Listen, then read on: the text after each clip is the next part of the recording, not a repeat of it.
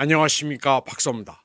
도널드 트럼프 미국 대통령은 미 특수부대가 북한 어부들을 사살했다는 얘기는 처음 듣는 얘기라면서 전혀 몰랐다고 밝혔습니다. 그는 그 사실에 대해 아무런 정보가 없다고 말했습니다. 트럼프는 조사해 볼 수는 있겠지만 그것에 대해 아무것도 모른다고 했습니다. 뉴욕타임즈가 20명 이상의 전현직 미국 관리들을 인용해 보도한 바에 따르면 미 해군 특수부대 C는 2019년 북미 간 고위급 외교 협상이 치열했던 것 중에 비밀 도청 작전을 수행하다 북한 어민들을 사살했다. 극악한 반 트럼프 신문인 뉴욕타임즈는 트럼프 대통령이 2017년부터 2021년까지 첫 임기를 수행하던 중 이 작전을 개인적으로 승인했다고 주장했습니다. 이게 사실이면 미국은 남의 나라에 테러를 한 것입니다.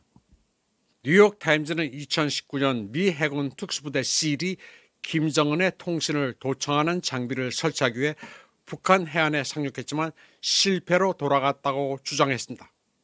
뉴욕타임즈에 따르면 이 작전은 핵 협상 중 북한 김정은 위원장의 통신 내용을 도청할 장비를 설치하는 것이 목적이었는데 미군 특수부대가 해안에 상륙했을 때 북한 선박에 발각돼 사격을 개시했다고 합니다. 뉴욕타임즈는 북한 선박 한 척이 어둠 속에서 나타나는 바람에 발각을 두려워한 특수부대원들이 사격을 개시해 모두 죽이고 철수했다고 주장했습니다. 러시아 매체 RT나 푸즈글야드도 이 뉴스를 전하긴 했지만 아주 드라이하고 간략했습니다.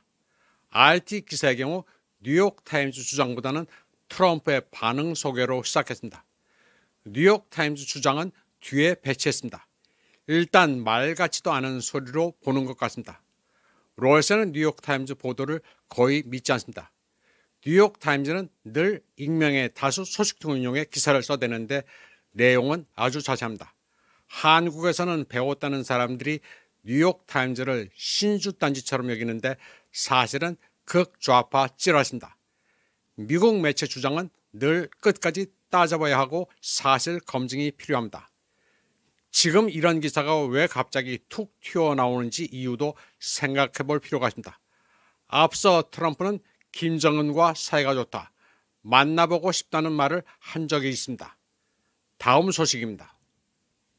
블라디보스톡에서 열린 동방경제포럼에 참석한 블라디미르 푸틴 대통령은 우크라이나 영토에 외국군이 나타나면 러시아는 그들을 합법적인 파괴 표적으로 간주할 것이라고 말했습니다. 그는 분쟁의 근본 원인 중 하나가 나토의 우크라이나 개입이라면서 만약 어떤 군대가 특히 지금처럼 전투 작전이 진행 중인 상황에서 우크라이나에 나타난다면 러시아는 그들을 합법적으로 파괴할 것이라고 밝혔습니다. 그는 전후 종전 합의가 이루어진다면 평화유지군은 불필요하다고 말했습니다. 그런데 서구 매체들은 러시아가 평화유지군도 공격하겠다는 협박을 했다고 왜곡 보도를 하고 있습니다. 푸틴 대통령은 모든 국가가 자국의 안보를 어떻게 보장할 것인지 스스로 결정할 권리가 있다면서 러시아 자체 안보를 우선 고려하겠다고 지적했습니다. 그는 우크라이나 측이 진정으로 회담을 원한다면 러시아는 준비가 되어 있다고 했습니다. 그러나 개인적으로 젤렌스키와 직접 접촉하는 것은 큰 의미가 없는 것으로 생각한다고 말했습니다. 그리고 그 이후로 우크라이나 측과 주요 쟁점에 대해 합의에 도달하는 것은 사실상 불가능하기 때문이라고 밝혔습니다.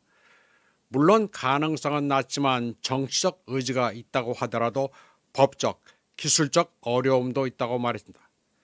그러면서 진짜 만나고 싶다면 준비는 되어 있다면서 최적의 장소는 러시아 연방의 수도이자 영웅 도시인 모스크바라고 말했습니다. 또 젤렌스키와 대표단이 회담을 위해 모스크바에 온다면 신변 안전을 보장하겠다고 밝혔습니다.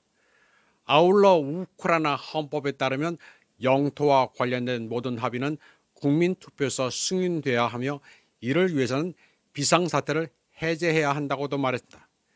이번 제10회 동방경제포럼은 블라디보스톡 극동연방대학교 캠퍼스에서 열렸습니다. 주제는 극동평화와 번영을 위한 협력입니다. 110개가 넘는 행사로 구성됐으며 79개국에서 6,500명 이상이 참여했습니다. 푸틴 대통령은 러시아는 개방적이며 어느 누구에게도 고립되지 않고 국가라는 껍질에 갇히지 않을 것이라고 말했습니다. 그는 현대 세계가 기술 발전을 통해 깊이 상호 연결되어 있다면서 이른바 국가적 껍질에 갇혀 고립되는 것은 경쟁력을 약화시켜 해로울 뿐만 아니라 역효과를 낳는다고 말했습니다. 그러면서 러시아는 모든 국가, 특히 협력할 의향이 있는 국가들과의 협력에 열려 있으며 누구에게도 자신을 고립시키지 않을 것이라고 말했습니다. 푸틴 대통령은 러시아의 빈곤율이 지난 10년 동안 11.3%에서 7.2%로 감소했다면서 추세가 긍정적이라고 보고했습니다. 또한 경제 성장을 유지하면서도 현재 8.8%로 추산되는 인플레이션을 최소 수준으로 낮출 수 있을 것이라고 확신했습니다. 그는 러시아를 고임금 경제로 만드는 것이 목표라고 강조하면서 실업률도 7%에서 2.4%로 감소했다고 덧붙였습니다.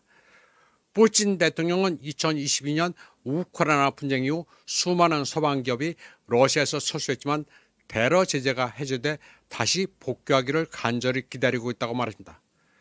또한 일부 외국 기업들이 자국 정부와 모스크바 간의 정치적 의견 차이도 불구하고 러시아에서 계속 사업을 이어가고 있으며 심지어 협력 확대를 원하고 있다고 지적했습니다.